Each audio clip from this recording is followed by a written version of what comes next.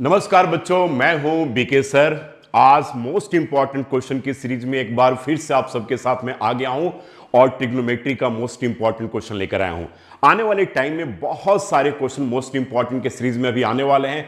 Trigonometry तो अभी नहीं खत्म होने वाला है, क्योंकि बीके सिंह की बुक, आर डी शर्मा की बुक, आर एस अग्रवाल की बुक, एग्जाम्पलर की बुक, इन सारी किताबों से जितने भी इंपॉर्टेंट क्वेश्चन बनेंगे जो 2025 सीबीएसई बोर्ड के पेपर में आ सकते हैं, उन सारे एक एक क्वेश्चंस को लेकर आऊंगा। यानी कि मेरे सारे वीडियोस देखने के बाद आपको किसी बुक, यानी कि मेरी बुक लेकर के या आर डी शर्मा की बुक लेकर के, आर एस अग्रवाल की बुक लेकर के, एग्जाम्पलर की बुक लेकर के और इवन की एनसीईआरटी बुक लेकर के बैठने की जरूरत नहीं पड़ेगी। आज का वीडियो बहुत धमाल मचाने वाला है, क्योंकि इस वीडियो में बहुत सारे मैं आपको ट्रिक भी सिखाने वाला हूं। 3 से 4 क्वेश्चन डिस्कस करेंगे, ज्यादा नहीं करेंगे। 20 से 25 मिनट का वीडियो होगा, बहुत इंटरेस्टिंग होगा, पूरे वीडियो को देखिएगा। तो आइए स्टार्ट करते हैं। स्टार्ट करने के पहले एक बहुत अच्छा सा मोटिवेशनल कोट आप सबके लिए मैं लेकर के आ गया हूं। देखिए, हो सकता है आप इससे इंस्पायर हो और आने वाले सारे वीडियो में एक मोटिवेशनल कोट भी, यानी कि छोटा सा पोएम आप सबके लिए होगा। कोने में बैठकर क्यों रोता है? मत रो यार, रोने से काम नहीं होना। आप तो यूं चुप चुप सा क्यों रहता है? आगे बढ़ने से क्यों डरता है? सपनों को बुनने से क्यों डरता है? तकदीर को क्यों रोता है? मेहनत से क्यों डरता है?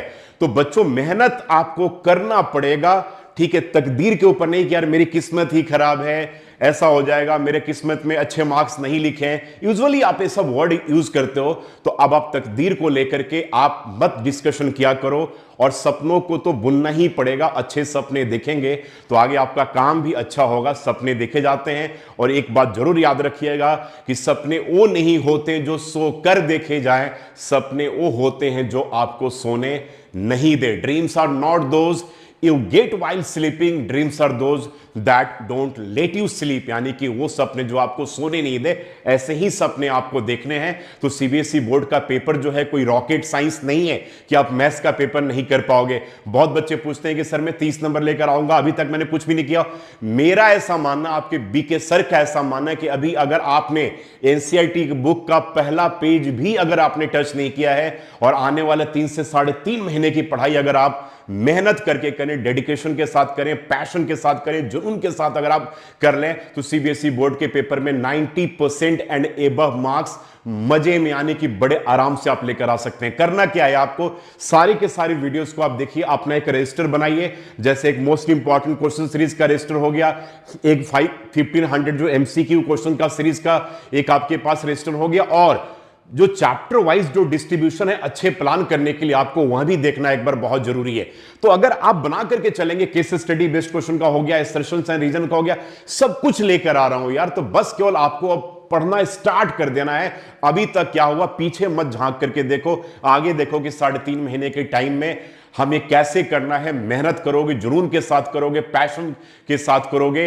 अगर आपके अंदर एक डेडिकेशन होगा, अपने माँ बाप का प्यार होगा यार कि मुझे मम्मी पापा का मेरा रिस्पेक्ट है, उनका रिस्पेक्ट नहीं खराब हो, तो अगर आप इन सब चीजों को ध्यान में रखकर करोगे, तो सीबीएसई बोर्ड के पेपर में अच्छे मार्क्स लाने से दुनिया की कोई ताकत नहीं है जो आपको रोक सके। चलिए, तो आज सबसे पहले एक बात करते हैं हम लोग एक ट्रिक का। देखिए, वो आ गया, यहां पर इतने सारे फिगर देख रहे होंगे, तो अभी आप रजिस्टर लेकर के बैठ जाओ और मेरे करने के बाद एक बार खुद करके देखना।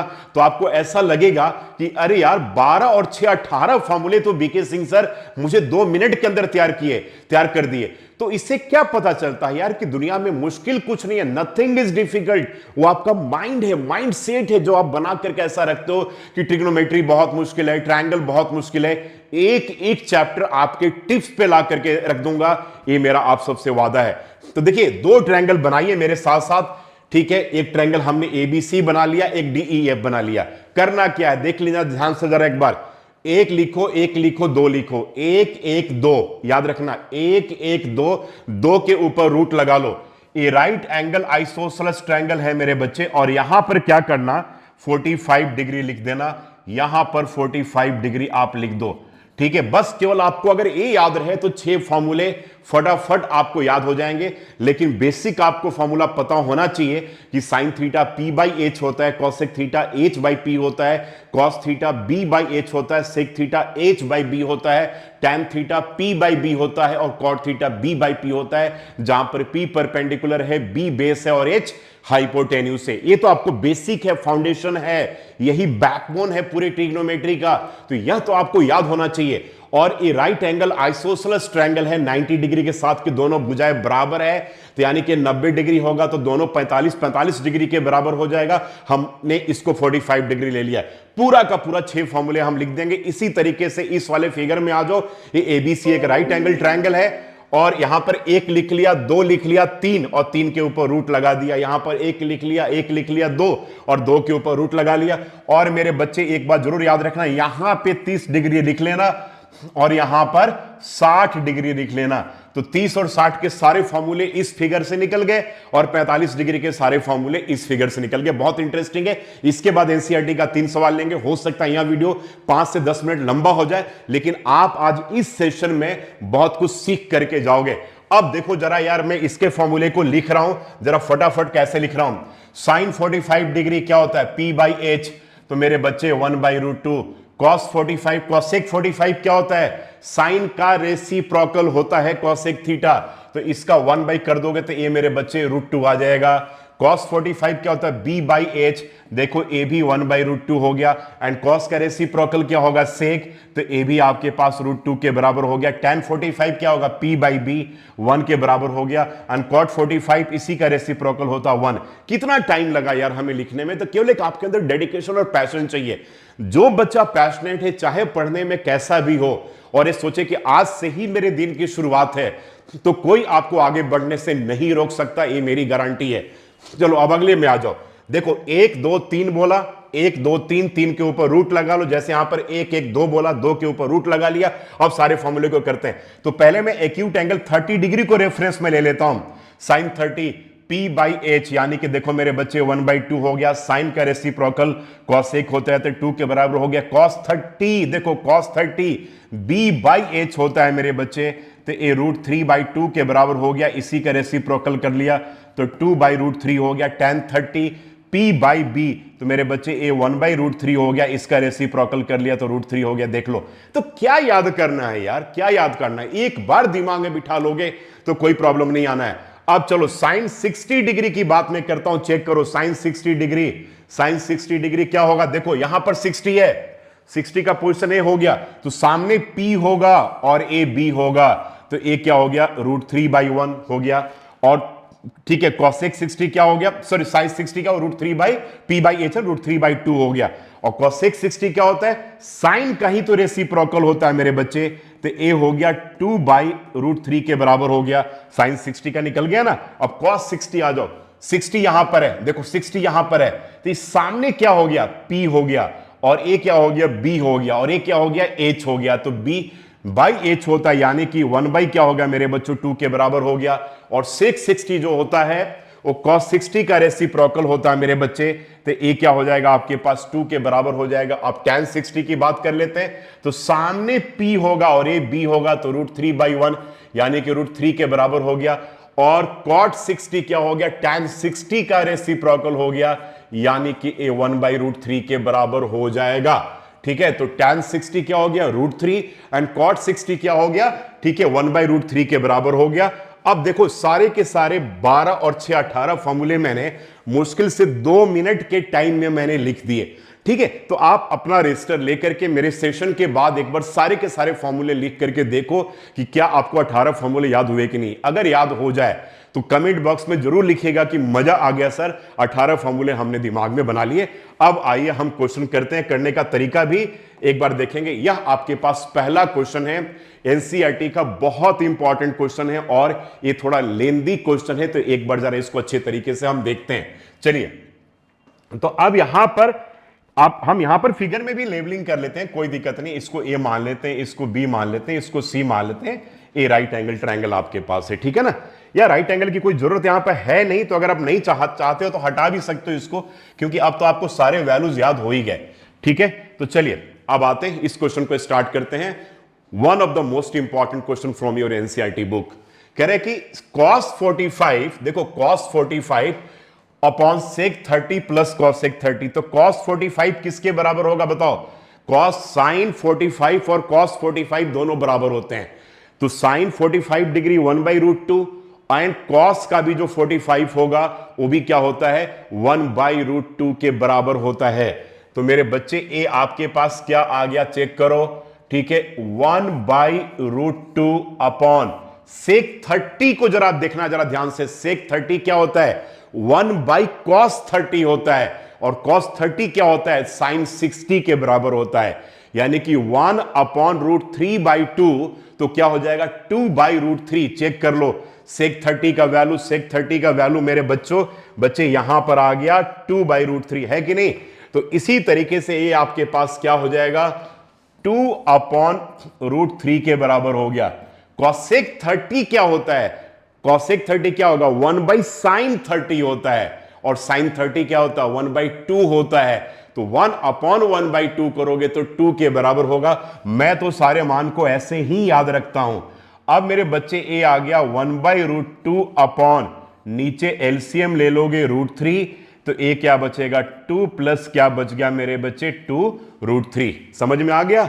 चलो भाई एक स्टेप और आगे जाते हैं। 1/√2 मल्टीप्लाई √3 अपॉन 2 प्लस क्या करते हैं? 2√3। ये थोड़ा सा लेंदी क्वेश्चन है, मैं इसलिए इस क्वेश्चन को मोस्ट इंपॉर्टेंट सीरीज में रखा। तो अब यहां पर √2 और एक क्या हो जाएगा? 2 प्लस क्या हो जाएगा? 2√3। तो यह आपके पास क्या आ गया मेरे बच्चे? √3 अपॉन 2√2 एंड प्लस क्या हो जाएगा? 2√6 के बराबर आ जाएगा। बहुत बार बच्चे क्या करते हैं कि यहीं के बाद इसे छोड़ देते हैं, लेकिन अभी आपको छोड़ना नहीं है। अब चलो इसके आगे आ जाते हैं मेरे बच्चे, ठीक है? तो हमारे पास क्या था कि √3 अपॉन 2√2 प्लस 2√6 था। तो चलो दिस इक्वल्स टू √3 अपॉन हमारे पास था 2√2 प्लस 2√6, 2√2 प्लस क्या हो गया? 2√6। अब इसको तुम रेशनलाइज कर दो, तो इसका कंजुगेट ले लोगे, 2√2 माइनस 2√6 अपॉन क्या हो जाएगा? 2√2 माइनस 2√6। तो मेरे बच्चे ऊपर न्यूमरेटर में क्या आ गया? √3 को मल्टीप्लाई कर दिया 2√2 माइनस 2√6 के साथ, और नीचे a plus B into A minus B हो जाएगा, that is a square minus B square.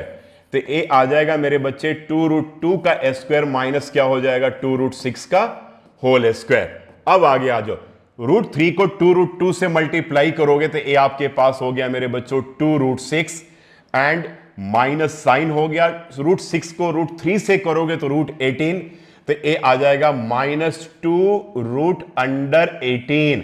बहुत इंटरेस्टिंग है। अब यहां पर 2√2 का स्क्वायर करोगे तो 2 का स्क्वायर क्या करोगे? 4, और √2 का स्क्वायर क्या होता है? 2, तो 4 2 जा क्या हो गया मेरे बच्चों? 8 हो गया, माइनस 2 2 जा 4 एंड √6 का स्क्वायर 6 ही हो गया, तो ये आपके पास 24 के बराबर हो गया। इसको थोड़ा फर्दर और भी हम सिंप्लीफाई कर सकते हैं। 2√6 आ गया, √18 जो होता है ना वो 9 इंटू 2 के बराबर होता है, ठीक है? और 9 से रूट निकलेगा बाहर तो क्या आ जाएगा? 3 हो जाएगा। नहीं, जैसे देखो √18 है मेरे बच्चों, तो इसको क्या लिखोगे तुम? 9 इंटू 2, और 9 से 3 बाहर जाएगा तो किसके बराबर आ गया?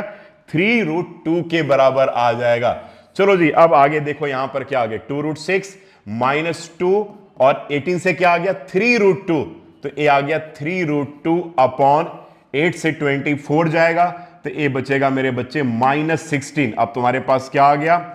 2√6 माइनस 6√2, ठीक है ना?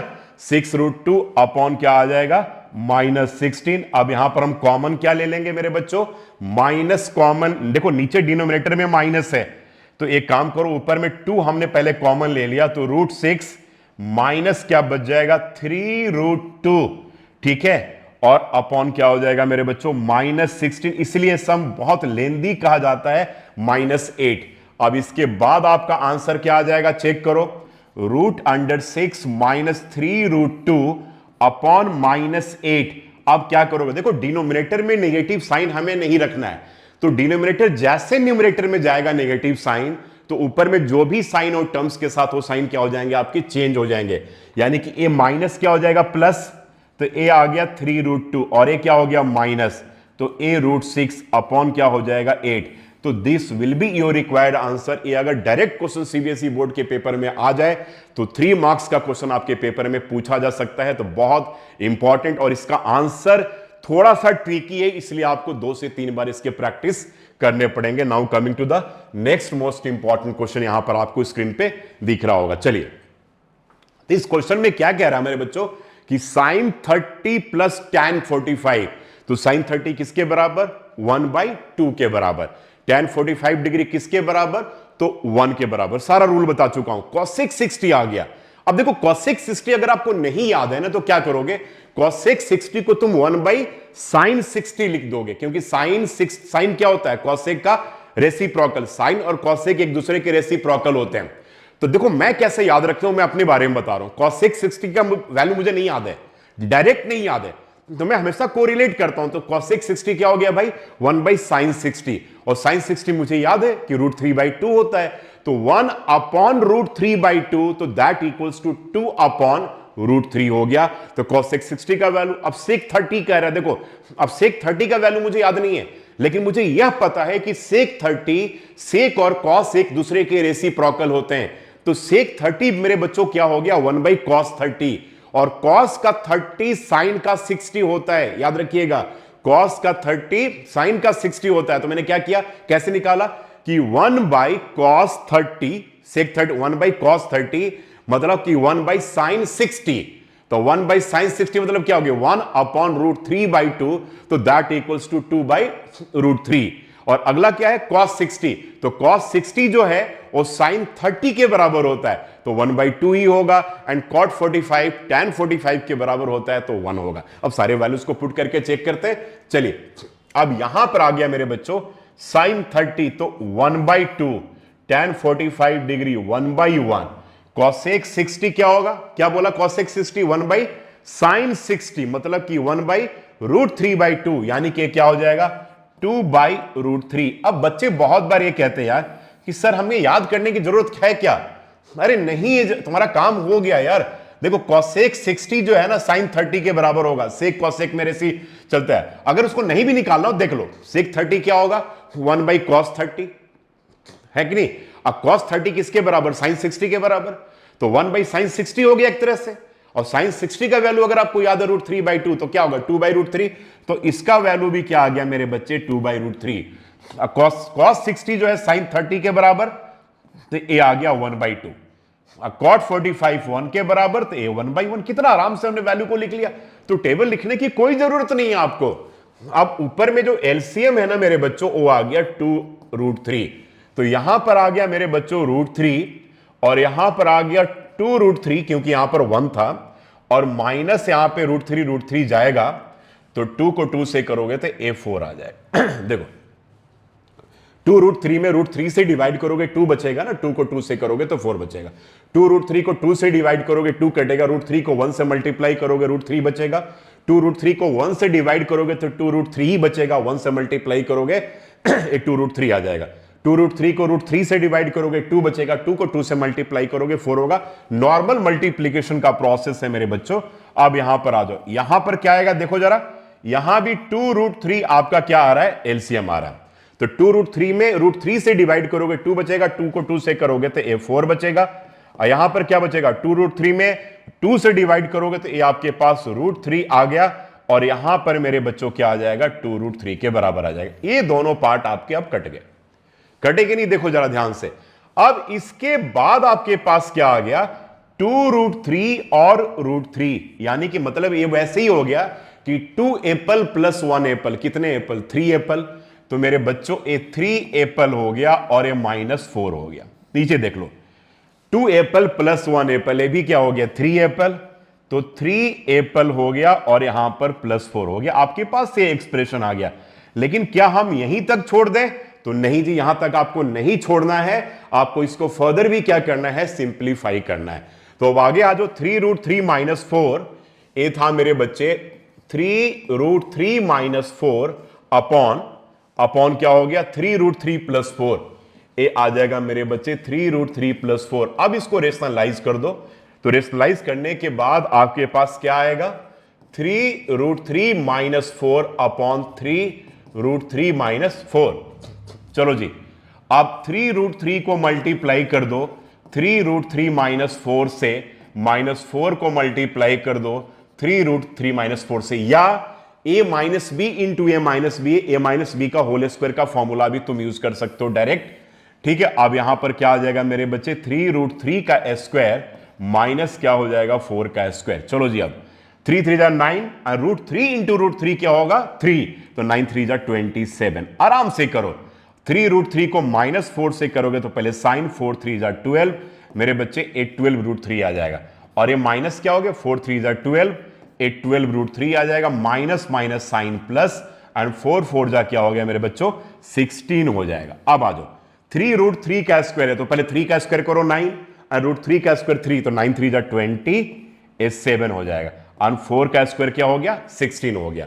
अब लाइक टर्म्स यहां पर क्या बच रहा, देखो 27 से 16 को ऐड कर दो, तो 7 3 10 13, 3 1 2 और 1 3 और 1 4, 43 आ गया कि नहीं, 20 30 40 और 43, और -12 एप्पल और -12 एप्पल, देखो एप्पल इसलिए ना कि √3 दोनों जगह है, तो -12 एप्पल -12 एप्पल कितने, -24 एप्पल, तो मेरे बच्चे ए -24 √3 बच जाएगा, और नीचे 7 से 6 गया तो 1, और 2 से 1 गया तो 1, यानी कि 11 आ गया। तो this will be your correct answer. तो इसलिए मैंने इसको इंपॉर्टेंट क्वेश्चन के सीरीज में रखा है कि आप लोग एनसीईआरटी को समझ करके इस क्वेश्चन को इग्नोर कर देते हो, और पेपर में सेम यही अगर क्वेश्चन आ जाए तो आपका आंसर मिस्टेक होने का चांस है, इसलिए एक बार जरूर इसका प्रैक्टिस कर लीजिएगा। Now coming to the next important question, ए हमारे पास यहां पर है। चलो जी, अब इस क्वेश्चन में क्या कहा जा रहा है मेरे बच्चों की 5 cos स्क्वायर 60। चलिए अब मान याद रखते हैं, cos 60 sin 30, यानी कि 5 इंटू 1/2 का होल स्क्वायर हो गया। cos 60 का काम तमाम। sec 30 means 1/cos 30, and cos 30 is sin 60, यानी कि 1/sin 60 मतलब क्या हो गया 1/, ठीक है, √3/2, तो that is 2/√3। tan 45 is 1, sin square 30 मतलब कि 1/2 का स्क्वायर, एंड cos स्क्वायर 30 मतलब cos 30 किसके sin 60 के बराबर, यानी कि √3/2 का होल स्क्वायर। फटाफट याद हो गया, कहीं प्रॉब्लम नहीं है, तो एक बार वैल्यूज को लिखते हैं। आ जाओ, cos 60 sin 30 तो 1/2 का स्क्वायर, ए 4 sec 30 क्या हो गया sec 30 1/cos 30, और 1/cos 30 मीन्स 1/sin 60, और sin 60 इज √3/2, यानी कि 2/4 इंटू 2/√3 का स्क्वायर एट ए 1 का स्क्वायर। फटाफट यार, कोई प्रॉब्लम ही नहीं है। sin 30 जो है 1/2 का स्क्वायर, एंड cos 30 sin 60, यानी कि √3/2 का स्क्वायर। क्या लगा बताओ, तो क्या मुश्किल है इसमें, आप लोग मुझे बताओ, कितना आसान है। टेबल क्यों बनाने की जरूरत है आपको, ठीक है।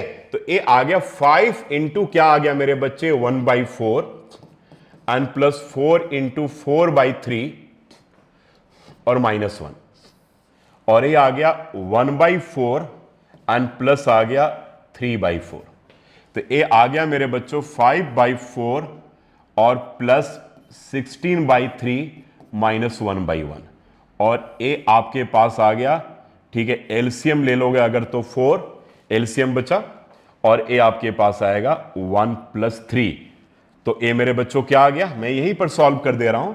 इसका एलसीएम जो है 4 और 3 1 का, ए 12 आ गया, नहीं तो 4 3 जा 12, देखो 4 है ना, 12 में 4 से डिवाइड करोगे ना, तो 4 3 जा 12, 5 3 जा 15, और 3 4 जा, और ये हो गया 64, 3 4 जा 12, एंड 4 16 इन क्या हो जाएगा 64, और माइनस क्या हो जाएगा मेरे बच्चों 12, और ये तो 4/4 कट करके 1 ही हो जाएगा ना, ये 4/4 कट करते तुम्हारा 1 ही हो गया नीचे, ठीक है। मैंने कि ये आपका आंसर आ गया।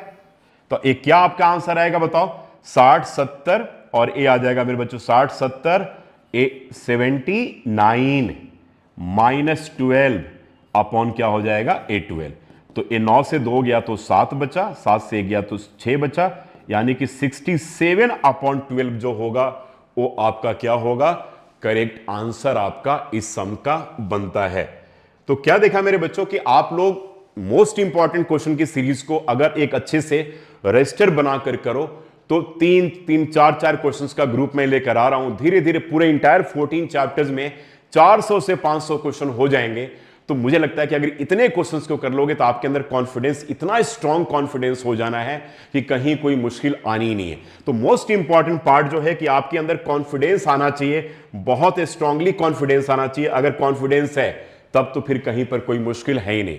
तो मेरा मतलब है कि कॉन्फिडेंस के बिना कुछ नहीं हो सकता। आप ये मत सोचो कि मैं नहीं कर पाऊंगा, टाइम निकल चुका है सर, 8 महीने हमने कुछ भी नहीं पढ़ा है, एनसीईआरटी का एक पेज भी नहीं टच किया। तो मैं आपके साथ आ गया हूं, ठीक है। भगवान चाहेंगे तो मैं लास्ट दम तक आपके साथ काम करूंगा, मेहनत करेंगे हम, और मेहनत करके आपके साथ एसर्शन रीजन लेकर आ रहा हूं, केस स्टडी लेकर आ रहा हूं, एमसीक्यू का 1500 क्वेश्चन का सीरीज लेकर के आ रहा हूं, उसके बाद मोस्ट इंपॉर्टेंट सीरीज लेकर के आ रहा हूं, लास्ट में टेस्ट सीरीज करवाऊंगा। तो आपका कंप्लीट पर्पस आपका सॉल्व हो जाएगा और आने वाले 2025 सीबीएसई बोर्ड के पेपर में आप आराम से सेफ जोन में रह करके 95% मार्क्स लेकर आ सकते हैं। Thank you so much and God bless you all. Bye, take care.